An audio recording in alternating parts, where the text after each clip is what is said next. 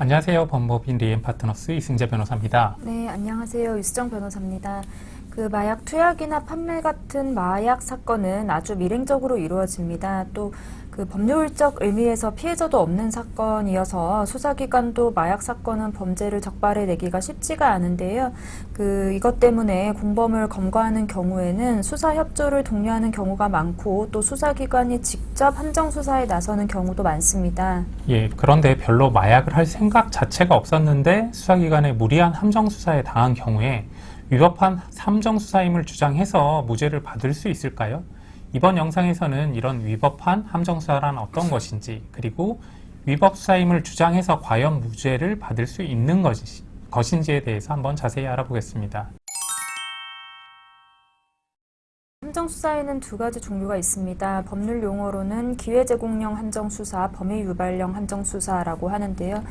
대법원 판례에 의하면 기회제공형 함정수사는 적법한 것으로 취급되고 있고 범위유발형 함정수사는 위법한 것으로 취급되고 있습니다. 예, 여기서 기회제공형 함정수사란 이미 범죄를 할 마음이 있는 사람에게 범죄를 할 수 있는 기회를 주는 것을 말하는 것이고요.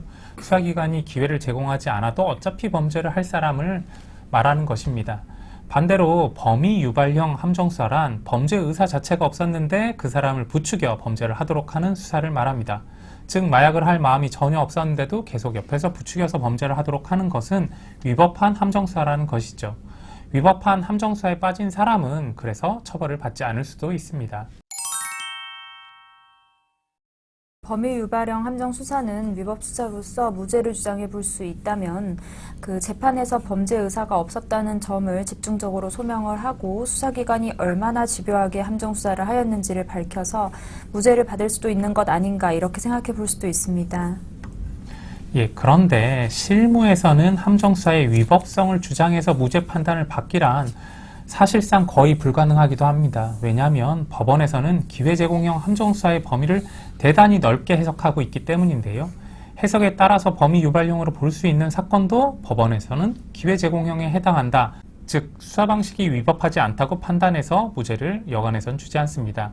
저희가 보기에는 수사가 위법하다는 이유로 함정수사를 당한 피고인에게 무죄를 주면 마약 수사 방법이 너무 위축되고 결과적으로 마약 수사가 제대로 진행되지 않을 것을 법원에서도 실무적으로 우려하기에 이와 같이 판단하고 있는 것으로 보입니다.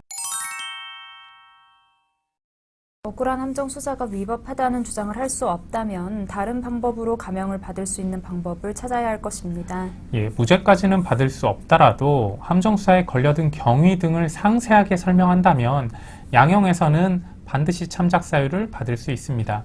원래 마약을 할 생각이 별로 없었는데 수사관들이 어떤 방법까지 써가면서 꿰어냈는지를 자세하게 밝힌다면 판사도 내심 잘못된 부분이 어느 정도 있다고 생각할 수 있고 이런 점을 형량에 참작해 줄 것이기 때문입니다. 네, 지금까지 마약 함정 수사의 종류와 함정 수사에 걸린 경우 대응 방법에 대해 자세하게 알아봤습니다. 예, 어떻게 해야 과연 선처를 받을 수 있는지는 형사 전문 변호사와 구체적인 상담을 받아보신 다음에 안내가 가능할 텐데요. 오늘 영상 도움되셨다면 구독과 좋아요도 부탁드릴게요. 감사합니다.